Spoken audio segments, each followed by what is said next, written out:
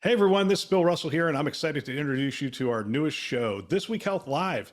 Join me and my co-hosts Drexta Ford and Sarah Richardson every week as we dive into the latest in health IT with a blend of humor, personal stories, and expert analysis. We'll bring you engaging discussions and a few surprises along the way, and it's all live. It's on LinkedIn Live, YouTube Live, and it will be on our website as well, thisweekhealth.com. Don't miss out on our pilot episode on June 7th at 1 p.m. Eastern Time, where you can join in on the fun with comments and questions, live polls, and more. We'll see. But don't worry if you miss out. Each live episode will be recorded and released on our news podcast channel the following week, so you can catch up on all the action then. Don't miss out. Subscribe now at thisweekhealth.com so you know when you can join in making health IT informative, entertaining, and fun. Don't miss out. Tune in and be a part of the conversation. Today in Health IT, we're going to take some time to take a look at OpenAI and Google, their announcements around their AI assistants. It's been a little bit. It's been a week and a half, and some of the dust has settled.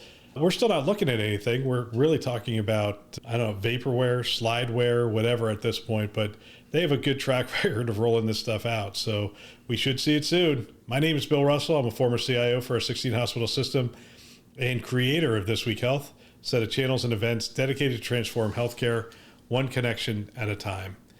We want to thank our show sponsors who are investing in developing the next generation of health leaders, notable ServiceNow, Enterprise Health, Parlance, Certify Health, and Panda Health. Check them out at thisweekhealth.com/today. All right, this story and all the news stories we cover, you can find on thisweekhealth.com/news.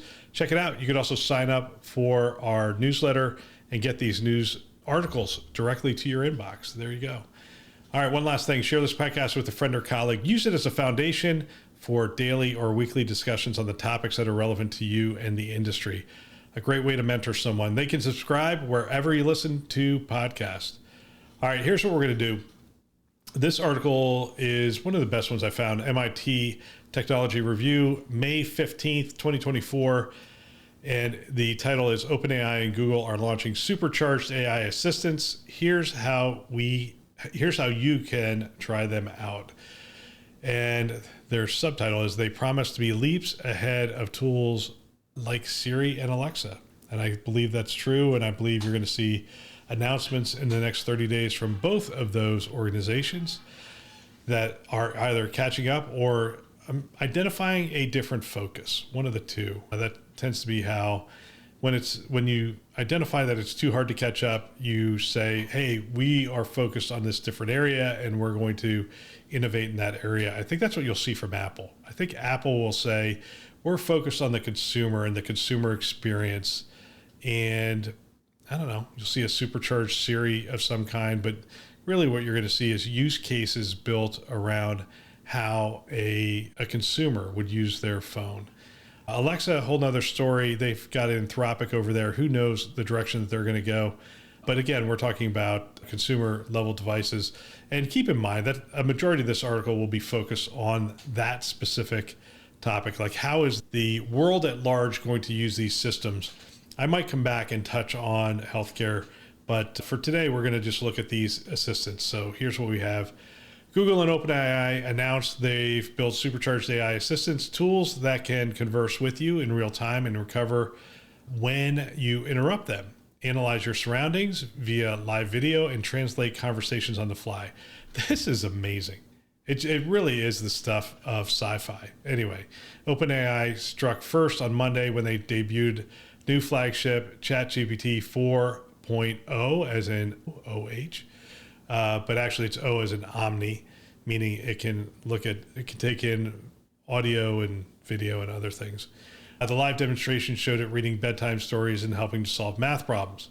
On Tuesday, Google announced, and this is from a couple weeks ago, Google announced its own new tools, including conversational assistant called Gemini Live, which can do many of the same things. It also revealed that it's building a sort of do everything AI agent, which is currently in development but will not be released until later this year.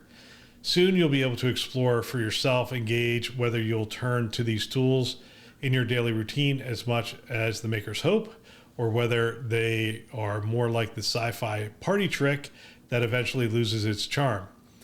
Here's what you should know about how to access these new tools. So they start with OpenAI's ChatGPT 4.0. What it's capable of, the model can talk with you in real time with a response delay of about 320 milliseconds, which OpenAI says is on par with natural human conversation. And all of the video demos that you saw, it was pretty interesting how quickly it could respond. It can be cut off and those kinds of things. You can ask the model to interpret anything you can point your smartphone camera at, and it can provide assistance with tasks like coding and translating text. It can also summarize information and generate images, fonts, and 3D renderings. How to access it? The cool thing about this is it's free. So they are trying to democratize access to it. Now, what you get for free and what you get when you pay for it are completely different things. And not in terms of the responses, but in terms of the speed at which they're responding and the amount you can ask of it. How much it costs? GPT-4 will be free. OpenAI will set caps on how much you can use the model before you need to upgrade to its paid plans. Paid plans are $20 per month and up. Google's Gemini Live. This is Google's product, most comparable to GPT-4o, a version of the company's AI model that you can speak with in real time. Google says that you'll also be able to use it to communicate via live video later this year. The company promises it will be a useful conversational assistant for things like preparing for a job interview or rehearsing a speech. Gemini Live launches in coming months via Google Premium AI plan and Google Advanced. How much it costs? Google Advanced offers a 2-month free trial period and costs $20 per month after that. But wait, what's Project Astra? Astra is a project to do everything AI agent, which Google is aiming for. And they demoed at Google's I/O conference, but will not be released until later this year. People will be able to use Astra through their smartphones and possibly desktop computers, but the company is exploring other options as well, such as embedding it into smart glasses or other devices. Interesting. Which is better? Hard to say is what the article is going to come back and say, because they don't have their hands on it. That said, if you compare OpenAI's published videos with Google's, the two leading tools look very similar, at least in their ease of use. To generalized GPT-4o seems to be slightly ahead on audio, demonstrating realistic voices, conversational flow, and even singing, whereas Project Astra shows off more advanced visual capabilities like being able to remember where you left your glasses. OpenAI's decision to roll out the new features more quickly might mean its product will get more use at first than Google's, which won't be fully available until later this year. It's too soon to tell which model hallucinates false information less often or creates more useful response. And then they go on to talk about safety, which is obviously an incredibly important topic. Both OpenAI and Google say their models are well tested. OpenAI has brought in 70 experts to test, and Google has tested their model for bias and toxicity. Both these companies are building the future where AI models search, vet, and evaluate the world's information for us to serve up a concise answer to our questions. Even more than with simpler chatbots, it's wise to remain skeptical about what they tell you. This, in addition to this week, you saw that xAI raised $6 billion, putting its market valuation at $24 billion. And they have a gaggle of AI experts that they've brought in from various companies to build that out. So I think you will see that. You also have Anthropic over at Amazon. And I think you will see, well, Anthropic is an investment from Amazon. And you will see them continue to push the boundaries on this as well. And I'm sure we'll see others. And I think the other interesting trend to follow here is going to be the small language models. I got to get used to saying that. We've said large language models for a while now, but the small language models, the models that are going to be embedded in chips that you're going to see embedded in your phone and those kinds of things. I think that's where Apple is going to go with their release in the coming weeks. They already have the hardware that can handle AI on the phone and on their remote devices, their iPads and other things. I think you will see things start to get embedded, and you'll see a hybrid local cloud kind of model. You're also seeing that with chips now come out, local hybrid. You saw that with Microsoft's release this past week.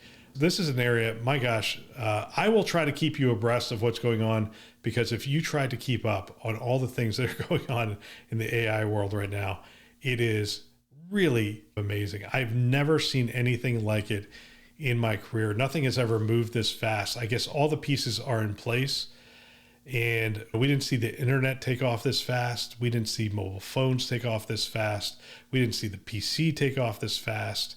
Nothing. We've seen nothing take off this fast because almost all of them required more build out and more infrastructure.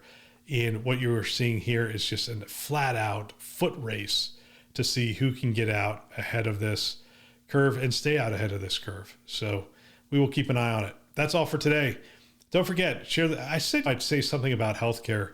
And to be honest with you, a lot of this that we're talking about today will end up with application within healthcare, but I think it's still going to require us to think through our frameworks in healthcare to allow for safe use of these models within healthcare. So it'll be interesting to see. All right, now that's all for today. Don't forget, share this podcast with a friend or colleague. Use it as a foundation for mentoring. We want to thank our channel sponsors who are investing in our mission to develop the next generation of health leaders. Notable: ServiceNow, Enterprise Health, Parlance, Certify Health, and Panda Health. Check them out at thisweekhealth.com/today. Thanks for listening. That's all for now.